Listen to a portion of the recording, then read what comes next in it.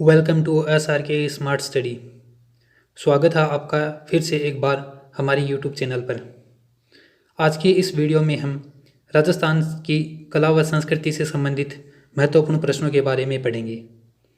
इस वीडियो में जो प्रश्न हैं वो पीछे के एग्ज़ाम में पूछे गए हैं और आने वाले एग्ज़ाम के लिए भी महत्वपूर्ण साबित होंगे।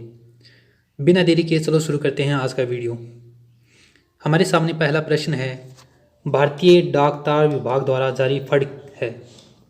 हमारे पास ऑप्शन है रामदेव जी की फड़, पाबू जी की फड़, देवनारायण जी की फड़, तेजा जी की फड़। इस क्वेश्चन का सही आंसर है देवनारायण जी की फड़। भारतीय डाक तार विभाग द्वारा देवनारायण जी की फड़ पर एक डाक टिकट जारी की गई थी। अगला प्रश्न है, जोधपुर का साफा पूरे भारत में क्यों प्रसिद्ध है। हमारे पास ऑप्शन है चटकदार रंगों के लिए, आकार के लिए, बंदेज के लिए, लंबाई के लिए। इसमें बंदेज के लिए जो ऑप्शन है यह ऑप्शन सही है। जोधपुर का साफा है वह अपने बंदेज के लिए पूरे भारत भर में प्रसिद्ध है। अगला प्रश्न है, गौरबंद क्या है। ऑप्शन है स्त्रियों के गले का आभूषण, ऊंट के गले का आभूषण, पैरों का आभूषण, इनमें से कोई नहीं। इसका सही आंसर है ऑप्शन बी, ऊंट के गले का आभूषण। गौरबंद है वो ऊंट के गले का आभूषण है। ये क्वेश्चन पीछे के कई एग्जामों में पूछा गया है। अगला प्रश्न है, ग्रासिया महिलाओं द्वारा किया जाने वाला वृत्ताकार नृत्य है। ऑप्शन है लूर नृत्य, मौर्य नृत्य, गौर नृत्य, मांडल नृत्य। इसका सही आंसर होगा ऑप्शन 4, मांडल नृत्य।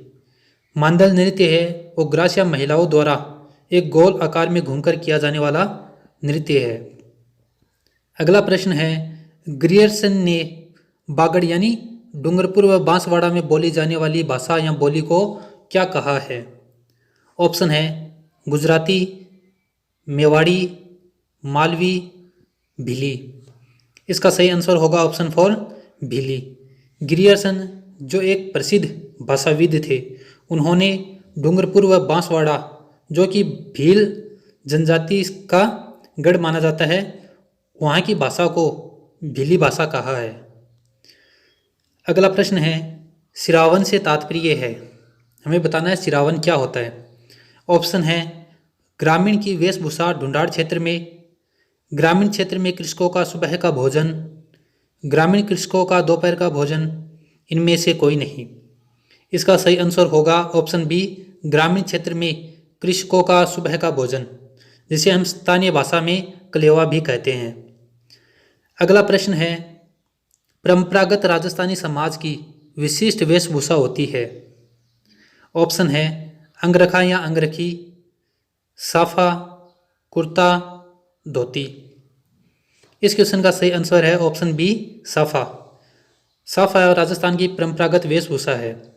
अगर ये वीडियो और प्रश्न आपको अच्छे लग रहे हैं तो चैनल को ज़रूर सब्सक्राइब करें और अपने साथियों के साथ शेयर भी करें। अगला प्रश्न है, अलवरी, अमरशाही, शिवशाही, उदयशाही, शाहजहानी, खरसासी का संबंध है। ऑप्शन है रस्म रिवाजों से, जूतियों से, पगड़ियों से, अंगरखियों से। इस क्वेश्चन का सही आंसर होगा ऑप्शन बी, पगड़ियों से। ये जो अलवरी है, अमरशाही है, शिवशाही है, उदयशाही है, शाहजहानी है, ये राजस्थान की प्रमुख पगड़ियों के प्रकार है। अगला प्रश्न है, मुगल काल में विवाह के अवसर पर पहने जाने वाली पगड़ी थी।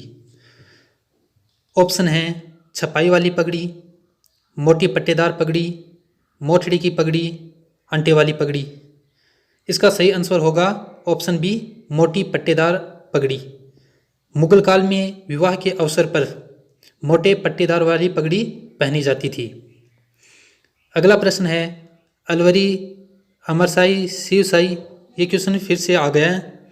ये सब पगड़ियों के प्रकार हैं, ठीक है। अगला प्रश्न है, अंगरखी को ग्रामीण भाषा में कहते हैं। अंगरखी को ग्रामीण भाषा में क्या कहते हैं। ऑप्शन है घुग्गी, पोमचा, डबकियाँ, बुगतरी। इसका सही आंसर होगा ऑप्शन 4 बुक्तरी। ग्रामीण भाषा में अंगरखी को बुक्तरी कहते हैं। अंगरखी राजस्थान में पुरुषों का परिधान है। अगला प्रश्न है, मुगल काल में विवाह के अवसर पर पहने जाने वाली पगड़ी थी। ये पीछे भी आ गया है। इसका सही आंसर होगा मोटी पट्टेदार पगड़ी।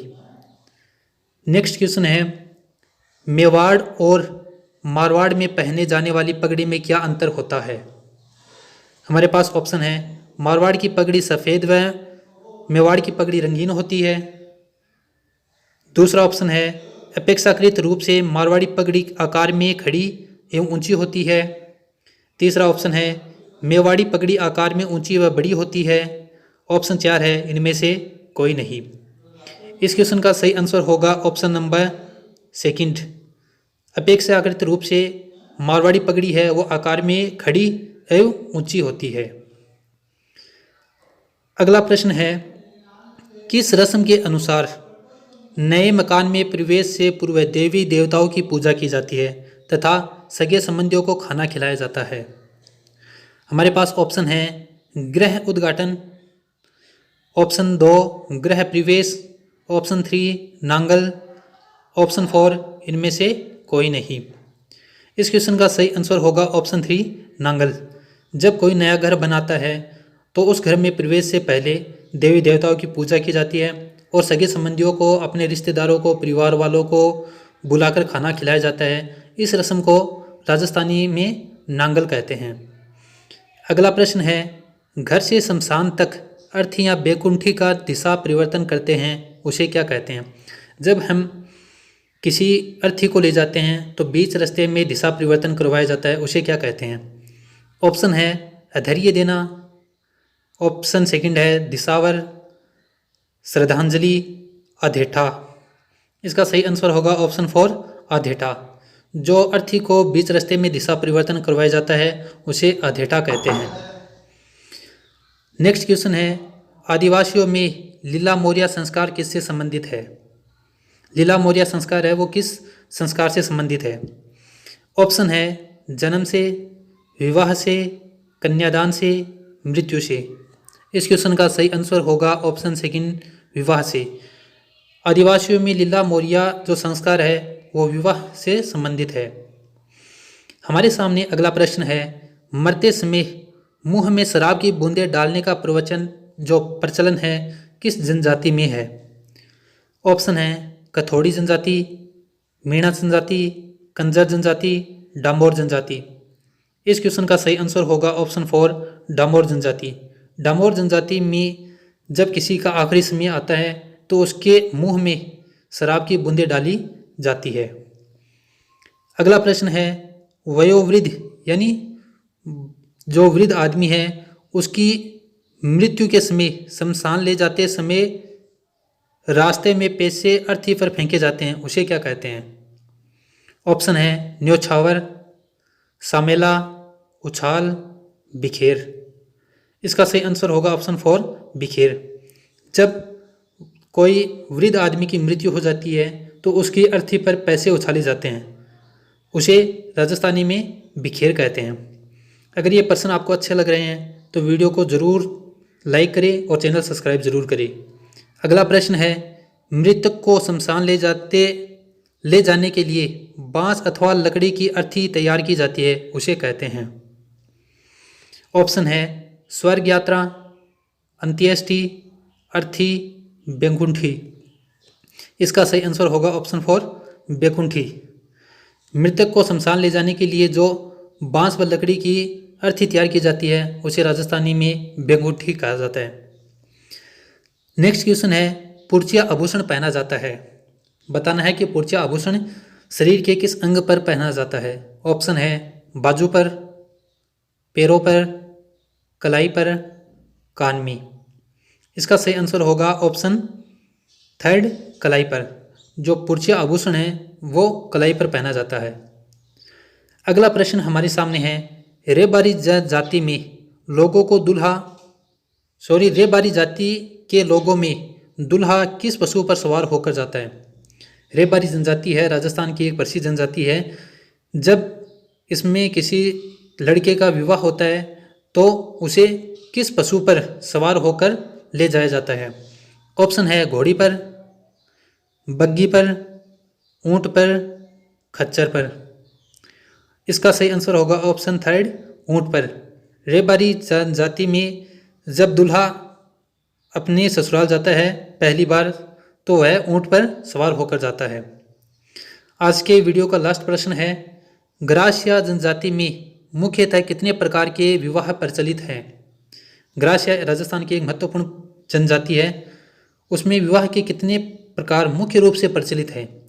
ऑप्शन है 4, 3, 2, 1। इसका सही आंसर होगा ऑप्शन बी 3। जो ग्रासिया जनजाति है उसमें मुख्य रूप से 3 प्रकार के विवाह प्रचलित हैं। ये थी आज की अपनी वीडियो।